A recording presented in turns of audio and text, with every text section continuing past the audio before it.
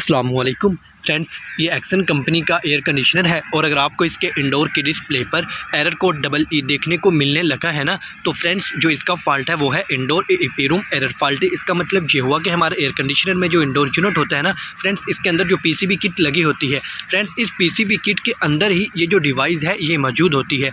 इसकी पिक मैंने डिस्प्ले पर लगा दी है ताकि आपको इसे पहचानने में आसानी हो जाए। फ्रेंड्स अगर ये डिवाइस चल जाए, इसकी जो पिन्स हैं वो टूट जाए या इनकी पिन से जो शोल्डर है वो उतर जाए, तो फ्रेंड्स या इसके इंडोर की PCB किट में कोई और फॉल्ट आ जाए तो आपको डिस्प्ले पर EE का एरर देखने को मिलेगा। तो फ्रेंड्स अब आपने क्या करना है कि इसके तमाम पार्ट्स को चेक करना है जो मैंने आपको बताए हैं। आपको इसमें से जो भी फॉल्ट मिले आपने उसे रिपेयर करना है। तो फ्रेंड्स इस तरह आप इसके इंडोर की डिस्प्ले से EE एरर को रिमूव कर पाएंगे। तो फ्रेंड्स वीडियो अच्छी लगे लाइक कर दें। अगर आप चैनल पर न्यू हैं तो फ्रेंड्स जल्दी से इसे सब्सक्राइब कर लें और साथ घंटी के बटन को भी प्रेस कर दें ताकि मेरी हर वीडियो आपको मिल